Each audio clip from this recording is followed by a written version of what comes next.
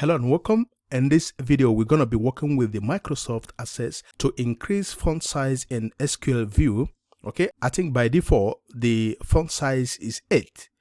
Okay, let's go and increase the font size for better visibility. I will go for Create. Then I will navigate to Query Design. And then I will go for the drop down here and select SQL VIEW. Have a look and see the font. Okay, this is 8, but how do we increase that for better visibility?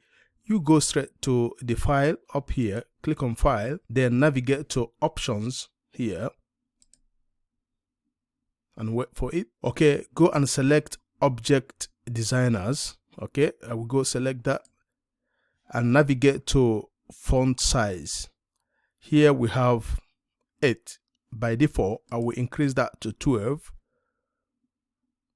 or 14. Then you can select the font here.